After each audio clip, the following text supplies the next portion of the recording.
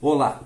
Bom, nesse vídeo eu quero falar hoje sobre o efeito do aumento da taxa de juros. Nós tivemos no mês de março o aumento da taxa Selic e, em consequência, o aumento da taxa de juros, onde a Selic passou de 2% para 2,75%. Isso é notícia já antiga, né?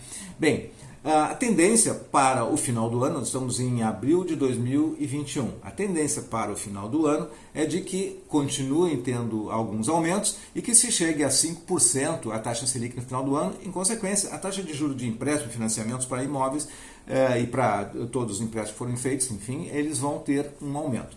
Então a questão hoje é o seguinte: vale a pena comprar imóvel agora ou não? Tá? É isso que a gente vai falar em seguida. Muito bem. Para quem não me conhece, eu sou Carlos Sampaio, sou Master Coach, consultor e educador financeiro, especialista em finanças. Te convido para te inscrever no canal, dê o seu like, comente, compartilhe e também me siga no Instagram, no Telegram e conheça a página do blog Sampaio Sucesso Financeiro. Muito bem, você tem aquele sonho da casa própria, você tem sonho, como todo brasileiro, como as pessoas no mundo de modo geral, tem dois grandes desejos, que é ter o carro e a casa, né? Isso é bastante comum. E se esse é o seu caso, você vem se preparando, já decidiu ou está decidindo, enfim, esse vídeo foi feito para você, tá certo? Muito bem, então o que está em jogo aqui? Está em jogo o momento de decisão, comprar ou não comprar. Então o que está acontecendo agora? Os preços dos imóveis, eles sofrem com duas coisas, tá? Ou a tendência de sofrerem com duas coisas. Eles serem afetados e aumentar preços quando a inflação sobe, que é o caso, que estamos com uma previsão de que isso venha a acontecer, tá? Tem acontecido e deve aumentar alguma coisa até o final do ano. A inflação subindo e, ao mesmo tempo, a taxa de juros, tá? Que é assim, a taxa de juros também vai subir, Selic também, para financiamento, então fica mais caro.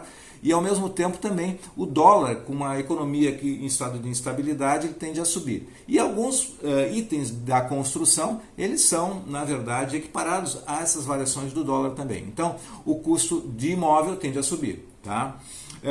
Isso tem um processo, é mais lento. Então, hoje tem um preço e, até o final do ano, ele ainda tem um tempo para quem está nessa fase de aquisição, então, se posicionar.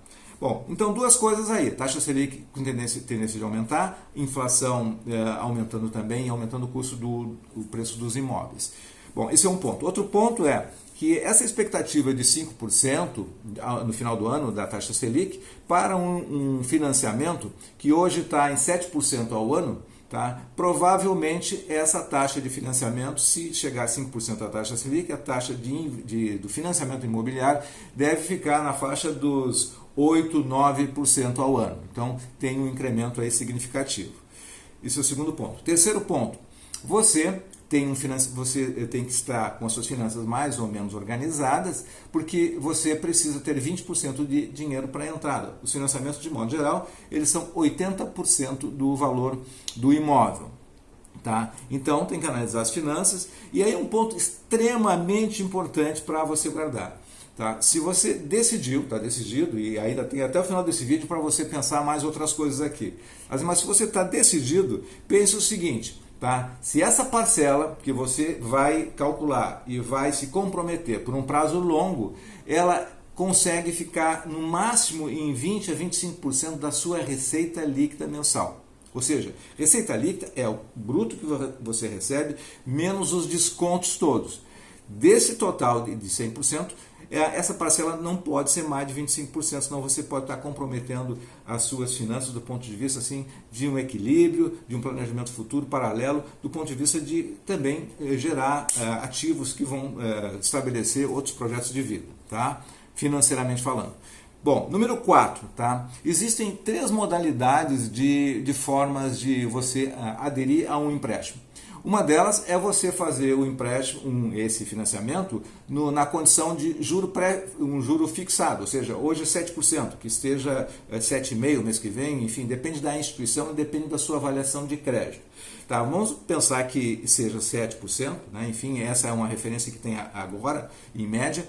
Bom, então, se você tem ele prefixado, se você aderir a essa modalidade, no final do ano, se estiver a 8% ou 9%, você está garantindo, está travando, como se diz, uma taxa que você não vai ter o impacto desse custo maior na sua parcela, no seu financiamento, no seu saldo devedor.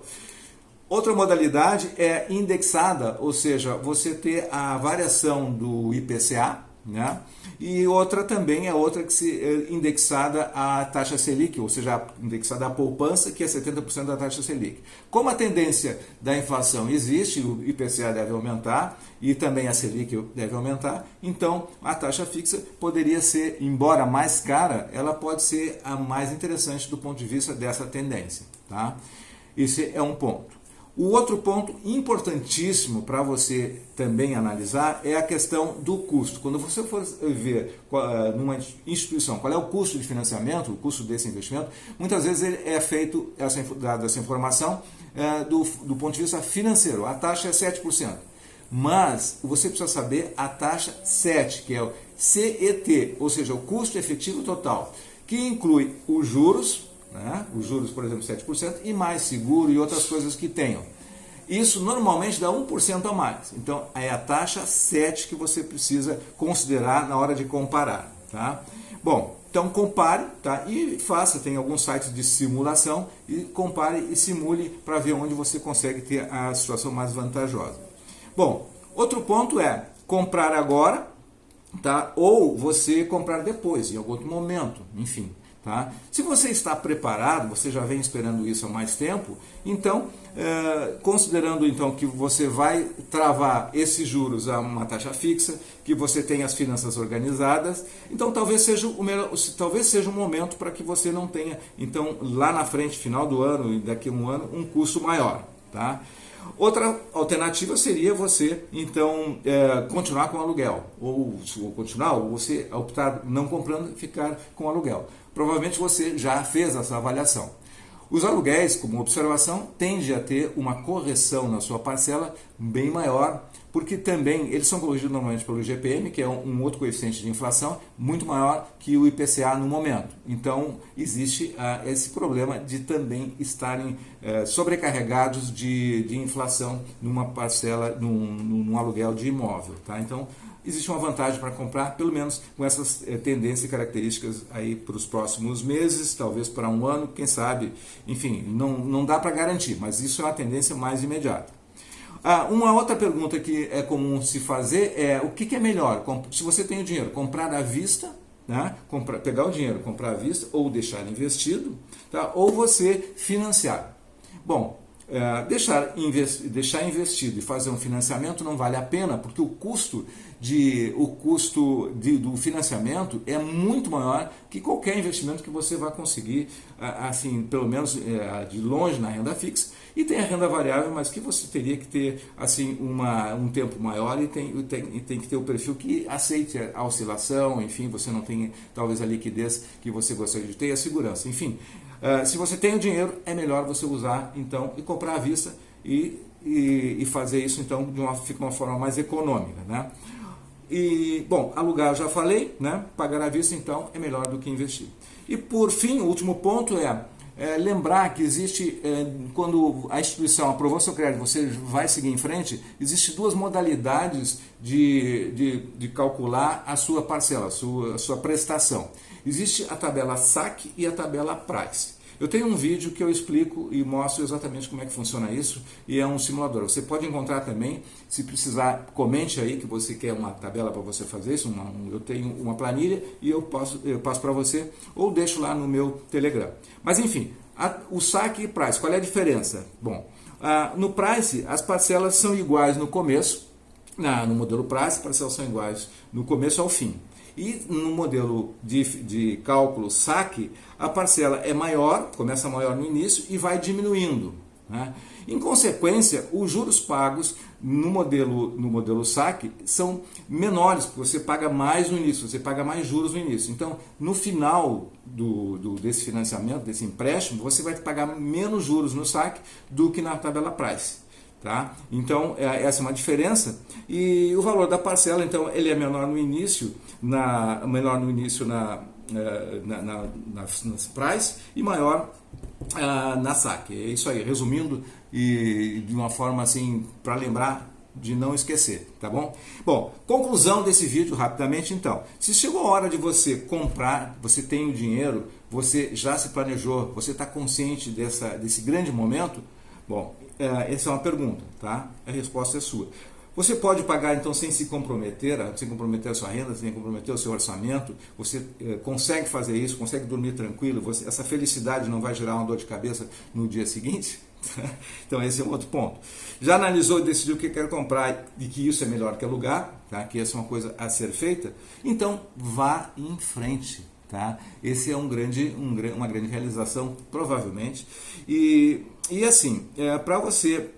Então, ficar assim, para fechar esse vídeo aqui, uma outra dica importante é o seguinte: você tem um financiamento de longo prazo, e nesse longo prazo, planeje em algum momento de você antecipar essas parcelas e fugir desses juros elevados, que mesmo que sejam juros mais baixos do que outros tipos de empréstimo, eles são muito caros aqui no Brasil. Então faça um plano para pagar mais rápido isso, paga 2, 3 prestações antecipadas, por exemplo, tá bom? Bom, espero que esse vídeo tenha ajudado a você, ou se você já não tem essa situação, que você tenha alguém que você possa passar recomendando e compartilhando, tá bom? Até o próximo vídeo, sucesso e prosperidade!